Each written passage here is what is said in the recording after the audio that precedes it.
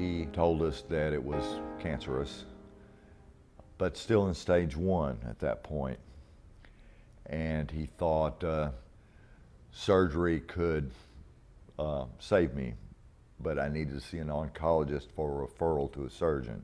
In our first meeting with the oncologist, he told us that if they removed the tumor in the pancreas, it would save my life. And that it was still early enough to do that. It's still early enough to do that at that point. I had no insurance. The surgeon wanted a little over $10,000 in advance cash to perform the surgery.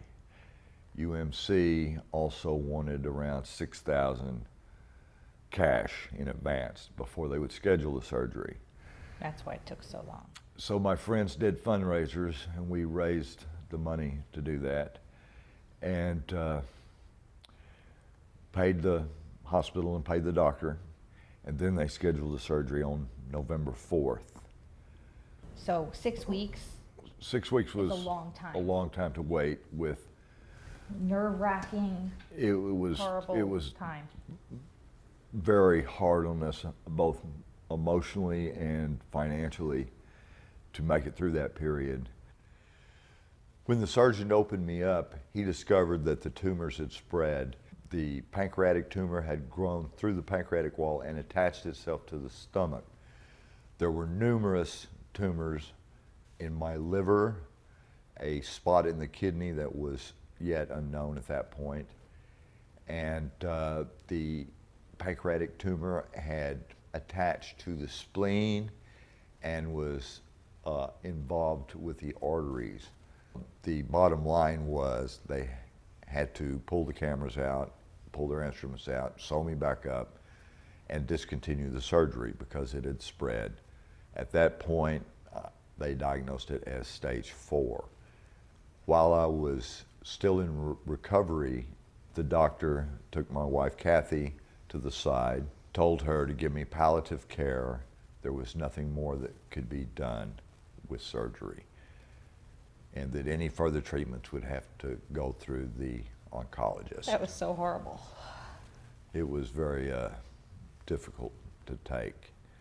Then we went back to the oncologist on December 18th, and he told us the cancer had metastasized and spread throughout my body.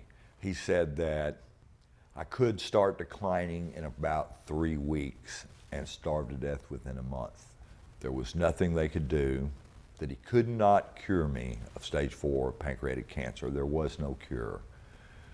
He said the most the chemo would do would be keep it from spreading any further and may extend my life 6 to 8 months maximum. What I have here are my lab trends, starting from the first time I saw the oncologist. The panel is called the tumor markers. How many cancer cells are found in a blood sample per unit? On the 19th of September, my cancer cell count was 287. 2 weeks after the attempted pancreatomy, my cancer cell count had gone from 287 to 1,406.7.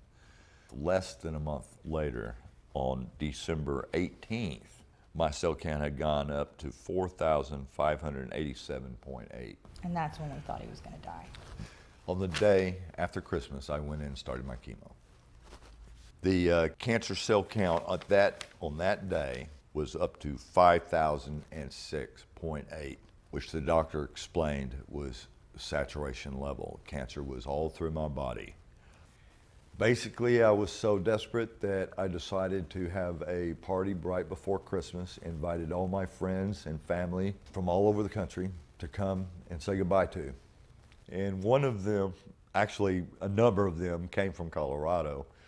I don't know who, but one of my relatives, our friends, put a bunch of little vials of Phoenix tears in Kathy's Christmas stocking. This is what I found in my stocking. About 15 of these. This is Phoenix tears.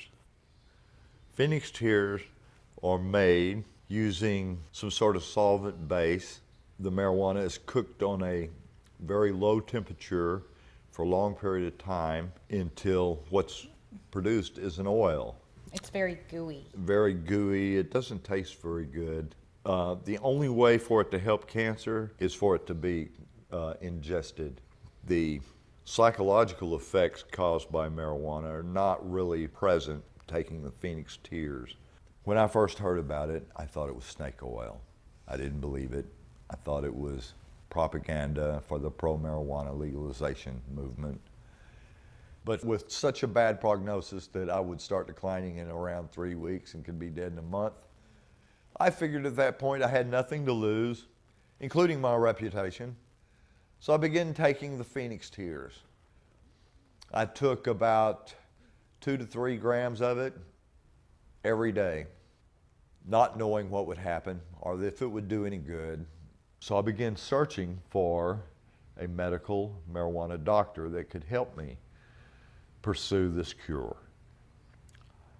Fortunately, I found a Dr. Kathleen Smith who helped me obtain my medical marijuana license. I took it faithfully the remaining few days of December and every day in January, and didn't begin to believe it until my test came back in February. You still didn't believe it after those scans. Showing my He didn't believe cancer it. He thought there cell was an error. count was down. I thought it was an error. I still was believing what the oncologist and the surgeon had told me, and still could not believe either in the Phoenix tears or a divine miracle either. The Phoenix tears, along with the 2 chemo medications, gemcitabine and Abraxane, has definitely proved effective. I cannot say for sure whether the Phoenix tears could have done the same by themselves. I would like to say that, and that's what I believe. But the fact is, together, the 3 of those have eaten up, disintegrated my cancerous tumors. Multiple tumors in my liver are gone. My spleen, gone. My stomach wall, gone. My kidneys, gone. Only thing remaining is a very small portion of what was my pancreatic stage 1 tumor. At last count, my blood cell count had dropped to 312.2 on February 6th, to 80.1 on March 6th, to 42 on March 30th. Normal is 35. I will continue the Phoenix tears the rest of my life. I've already chosen to make that step. I will discontinue the chemo as soon as the tumors are gone. I believe the cannabis oil will control my tumor or cure it completely. He's doing so much better. He's working, he's driving, working, like going to work 5 days a week. He's playing with the kids. It's a miracle.